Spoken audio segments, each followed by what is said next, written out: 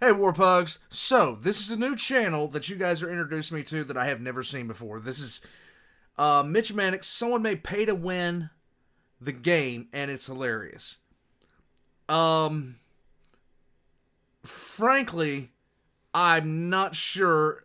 You could pick any number of titles, and they should be renamed Pay to Win. Diablo was one of them. The newest Diablo was just it was a shameless cash grab, and it wasn't even a good game. It wasn't even a good game at all. Fallout 76 was a shameless pay to win. There's been so many absolutely blood and guts shameless. I was always annoyed when I would see, oh, come to our premium store, you can get weapons better than anybody else. Why? It would just annoy me to the point of absurdity because you take the people that would just normally play the game and play to enjoy it, and then you put them against people that are literally doing everything, like just open up a credit card and immediately have better gear than you in every single way, and you spent hours upon hours grinding in the game. It drove me crazy to see these kinds of things happen, but this is the way that modern gaming has gone. In any case, this is a new channel that you guys are showing me. I don't know anything about Mitchmanix at all, and I'm hoping I'm saying that name right. I will probably be proven wrong pretty much instantaneously, so let's get into it. Someone made Pay to Win the game, and it's hilarious. Thank you for the recommendation. If you'd like to make a recommendation, there's over 300.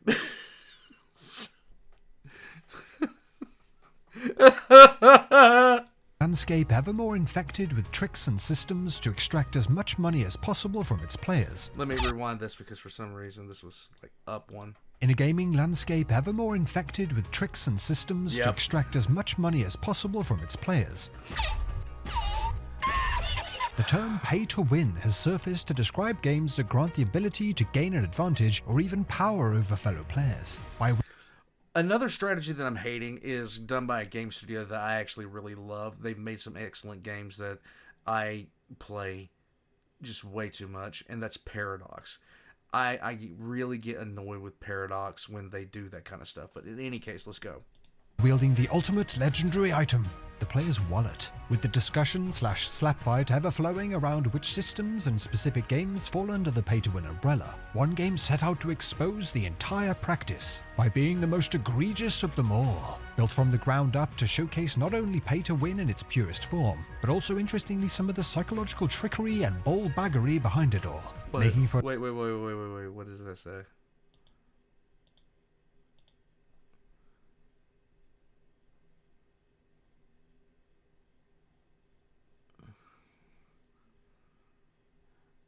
Oh, God. Trickery and bullbaggery behind it all, making for an eye-opening and frankly hilarious experience. This is Pay to Win, the tricks exposed. Let's see it. A pay-to-win The game scheme. opens with a text scroll written by a developer of free-to-play games, explaining that the game we're about to play has been created with the express intent to highlight and expose what goes on behind the scenes when exploitative and predatory titles are crafted, and even explaining that there's a juicy secret behind it all that is promised to be revealed upon the game's completion. Okay. To begin, we are thrown into the world, and what is apparent from the start is just how swift our new hero here is. A nice touch to see in a game essentially centered around tedium. Stepping forward, we are greeted by a child of Narnia by way of Arabia, who opens with the epic statement, "MMOs are dead," before qualifying that with claims that contemporary monetization models have killed off MMOs, apparently, with mobile games being next on the chopping block. But fear not. Our exotic pet enthusiast child goes on to reiterate that this game will look to expose it all, before drifting into a rant about welfare and religion, which becomes a little too rich for me, as coming from this NPC feels more like watching The Lion, the Witch and the Wardrobe if it had been scripted using only AI-generated Twitter feeds. Working our way to the game's first settlement, and flailing wildly at some of the locals, we come across our first quest giver NPC, a tutor wizard, who ironically has the look of a man who legally is not permitted within throwing distance of schools at all. With our first quest hilariously reading, blah blah blah, who reads the dialogues anyway? Just shut up. up and go to the quest area on the map and kill 8 zombies. After reeling from the outrage of being shouted at by a man wearing such a silly outfit, it did make me wonder. I have quite frequently just skipped through quest text, especially for non-voiced games. True. But now and again do read through it if the setting of the game feels worthwhile. But I would be interested how many others do though. One for the comments. Before I keep on going on this video, special thanks to Hobbit. I recently started up a game of Baldur's Gate 3, and I'm really enjoying it. I'll have to figure out a time to play it. Arriving outside the town at our destination, we quickly dispatch the zombie threat and are rewarded by way of loot with literal crap and a handful of gold coins for our efforts. So far so good, I thought. As peering up at the stats at the top of the screen, we had yet to spend a single dime of luckily not actually real cash. But upon passing NPC 4, I did shudder slightly, seeing a blacksmith in a pay-to-win game giving me an eerie feeling of what may lie ahead of us. Returning to the marriage-ending birthday party booking that is the town's wizard, we hand in our quest and are given a couple of skills and some new gear. But upon trying to equip them, we're told we're currently too low a level to do so. Seeking out the next available quest on the map, we end up at NPC 2, a town guard who advises we raise our level higher to level 4 by once again taking out some of the land's zombies outside the town, who upon returning seem to have adopted some advanced defense tactics, standing on top of each other like an undead gymnast act. Hey, chicken fighting is legit.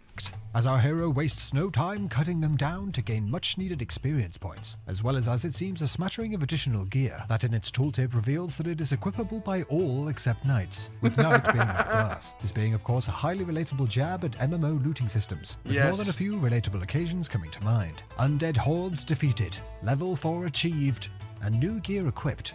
We proudly return back to the town's guard once again, noting our $0 spent while experiencing a growing looming feeling that may be about to change. Once collecting our slight upgrade quest reward, we are shown part 1 of the game's lecture on the pay-to-win model, giving the player a chance to work for an initially quite useful item to give them some motivation to continue playing, as well as some of the acronyms used by companies when putting together these systems. Marching on, Stranger Danger gives us a quest that, quote, game designers can create without much thought, end quote. This of course being a kill quest combined with collecting a number of items while doing so, which as we work through we encounter the dreaded first meeting with the monetization, quickly filling up our bags with unusable gear, quest items, crap, and a super box of all things.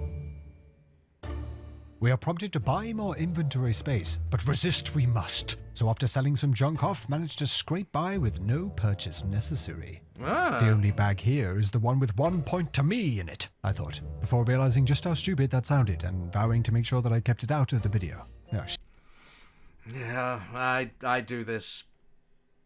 The amount of things I've seen on premiere nights are absolutely tragic. Upon returning, we are asked if any money was spent and walked through some of the mechanics around enticing customers towards their very first purchase. But not this customer, as so far we have not spent a dime. And I'm sure that we will endeavor.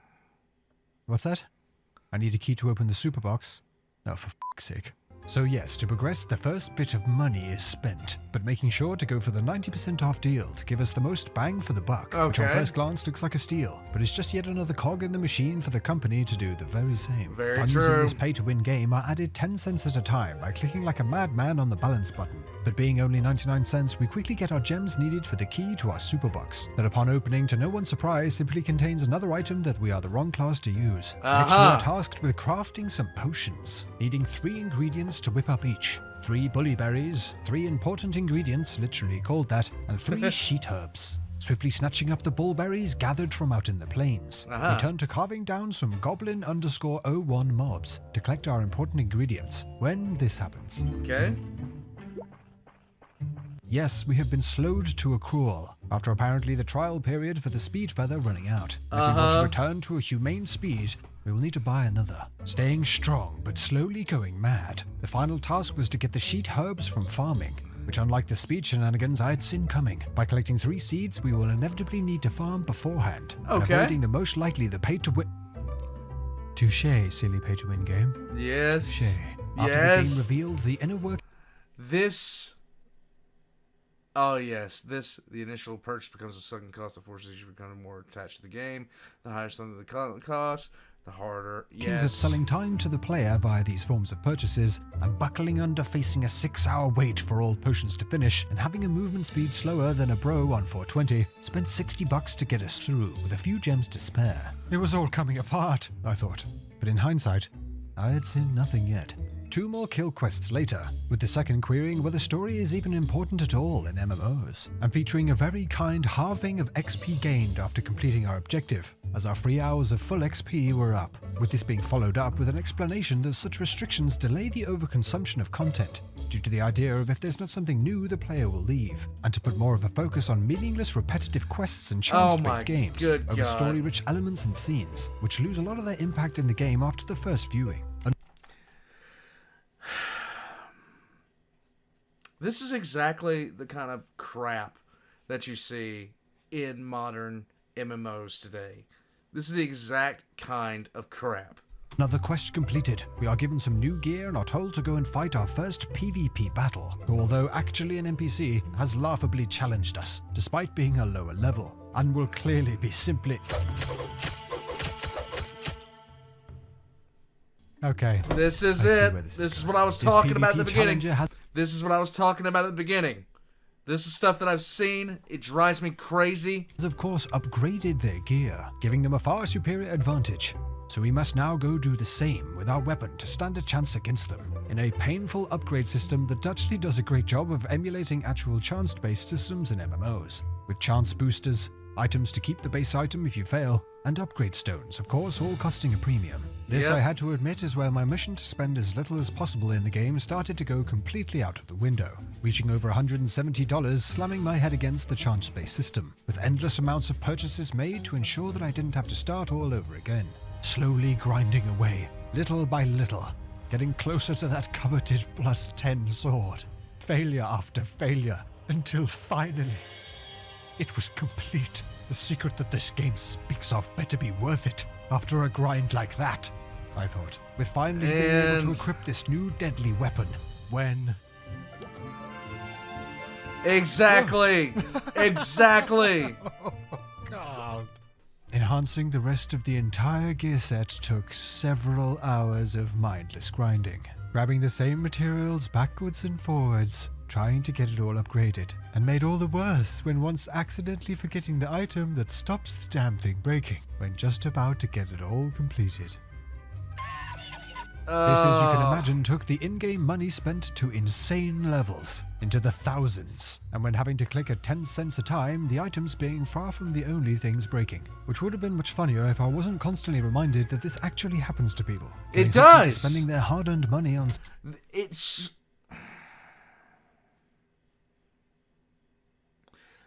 I know there are people that spend $30,000 on Diablo Immortal. Systems like this.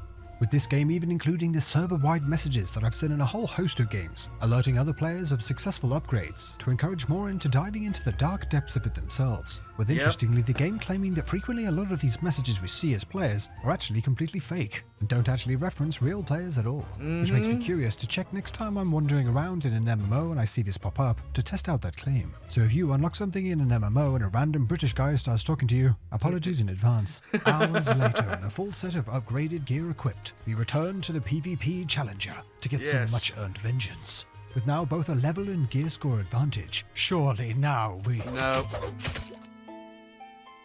Ah yes, of course, when you think it's all over, there's yet another hurdle to tackle. This time being elemental resistances, with yet another chance-based system to grind through, to roll the correct stats to imbue our gear to grant us enough resistances to hold our own. With yet another hole scorched in our virtual pockets, we are told that we now need to retrieve a legendary sword from a premium dungeon, which by its name alone I'm sure will be adding to the aforementioned hole, running across the land and paying another dodgy as hell looking NPC for entry, and once getting stuck in and challenging the same boss over and over, the old trick of dropping unusable items comes back into play.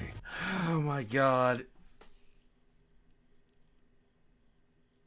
This is the best game that I think has ever been made.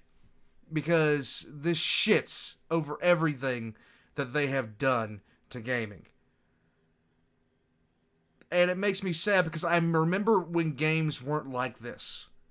And when somebody using these tactics, nobody played their games. Nobody did anything with them. And I remember when these things started creeping up. Like the worst thing that we had for this kind of stuff was gold farmers, and you'd have a group of people that would, and you could always tell that it was a gold farmer because it'd be, point blank area effects casters just running around killing mobs for hours, and that's what they did. And you could, like, there were people that would pay to have their characters power leveled to the max level. That was the worst thing that I had to deal with in terms of people using money to get ahead. But this, I don't play games like this, like that this thing is making fun of, because it's such a disingenuous and dishonest thing. The quality of games has gone down since this crap started. Leading me to have to take so many attempts at this that I'm getting dread-filled flashbacks of how long it took me to get a certain horse out of the chilling grasp of a certain Lich King. Fuck you to the moon, Arthas. Fuck you to the moon. Oh my god. No matter how many times we went in, it was no dice. But after a final attempt, a bunch of advertisements were flashed up, and our mission shifted to resorting to getting the sword from a hyper-random box, which I'm sure you can all see the indication there. Enough was enough, so powered through the utterly ridiculous amount of boxes it took to complete the objective. I'm serious, this is not sped up and was actually the amount of times it took me to get this damn thing.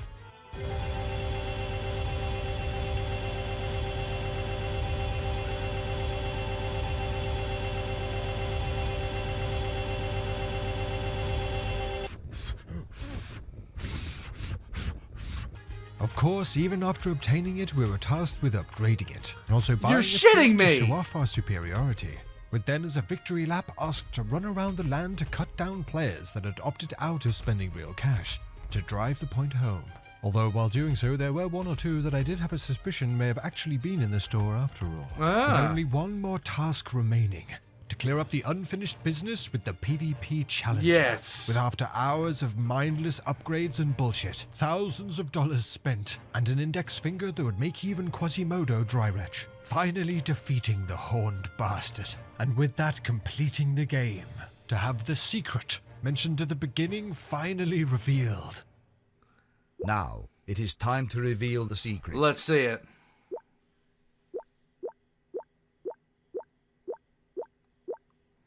Are you disappointed that the secret was so simple? Yes. Yes, I am. Value can be subjective, emotional, or intrinsic. You decide if a game is worth your money. If it has value for you, then spend your money. The end. I don't know about you, but the secret being a fairly obvious statement is a bit of a cop-out. So here's a picture of Maria Brink to make up for it. And If you don't know who Maria Brink is, I feel bad for you because you have not heard really great music. Yeah. the ladies, what do the ladies like? Oh, there we go. Joking aside, this pay-to-win exposed game does actually point out some quite interesting details. Just look up In This Moment, Adrenalize Me, and you'll be happy. Around contemporary gaming practices. Or you won't, and it's slash garbage, but, in either case, yes. Such as games intentionally creating overpowered classes, then nerfing them down Yes! League of Legends! the line, to lead to players moving from one to the other, and with it getting more options to spend money on boosts and cosmetics. And the developers can actually I hate myself because I know I've fallen victim to this. become incredibly apprehensive to release massive updates, due to once the hype dying down, actually losing more players than before it was released, due to the VIPs that have spent hundreds if not thousands of dollars no longer having the top tier gear and items, diminishing their investment. And that according to this game's dev team, the drop rates on your favorite farmable items is far, far lower than you think. Overall, pay to win, the tricks exposed, is a bit of a tragic comedy when it comes to unveiling the contemporary monetization models of today's gaming space. Its tongue-in-cheek jabs at all too familiar tropes and practices, tinged with a quite depressing realization that more and more these elements are making up what we consider industry standard, and especially alarming when you see that this game was actually created over 7 years ago.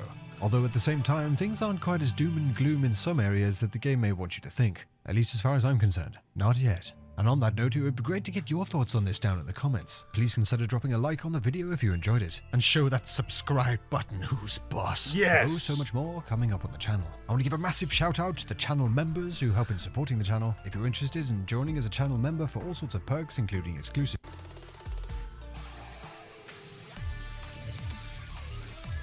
Okay. So, the pay-to-win system, ever since I started seeing it crop up with loot chests and loot boxes and all this other kind of crap, and especially my addiction to League of Legends, that I'm hoping I can just get rid of, you have no idea how annoying that is. To see quality go down and demands for more money go up. Like, I think there's been one instance where I have spent money in, like, there was one instance where I spent money in League, and that was to get that guy new muffler. But it was to get the Jin and the Dark Star, the skin for Jin, because I just really like that skin. And I really like playing Jin. He is still, like, I had played every other role except ADC because they have screwed up marksman intensely in that game. Never mind, I'm not talking about League. Screw that. I stopped playing it. Leave it alone. Leave it alone. Leave it alone.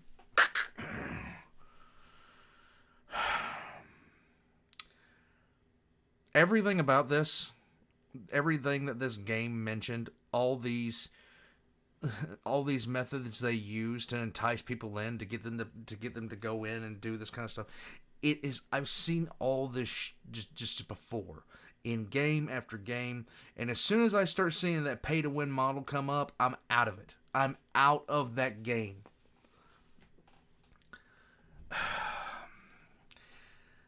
I remember when like I said, it was the worst thing. It was gold farmers that would slave multiple accounts to a single account and then just run around and farm gold all day and power level people for money all day. That's what they did. And the stupid thing about it is, people consider that a little bit over the line. People consider that a good deal over the line. But what it boils down to is, it was nothing compared to what was coming. All I can do is look at Fallout 76. All I can do is look at Call of Duty, every single Call of Duty that has been released since 2018, and just shake my head in utter disgust at what I've seen. And the bad thing about it is, people still go into that. Diablo Immortal made Blizzard it made them millions just from people wanting to get the best gear, and it was a crap game. It was a shit game.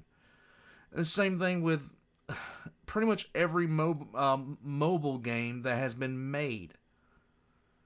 It's just, I don't like seeing that. I gotta say, I like this, guys. I like this presentation. I like everything about what Mitchmanix did here. I like the fact that he played through the game. Sure. And I've enjoyed this. I have really enjoyed, I've enjoyed this. And it doesn't seem like I have because I'm irritated, but it's because of the standards in gaming and practices that they have done over the past, close to a decade. And they're going to continue to do it because it's working. And profits have taken over telling a good story or making good art. And it's rare that we see a game that prioritizes that. That's why I'm enjoying Baldur's Gate 3 so much right now. I'm enjoying Baldur's Gate 3 because of that reason. I have a ridiculous amount of hours in Left 4 Dead 2 because of that reason. Because it was a good game with a good story. the little bit of story that you did get. Like most of the games that I enjoy playing are based off the storyline alone.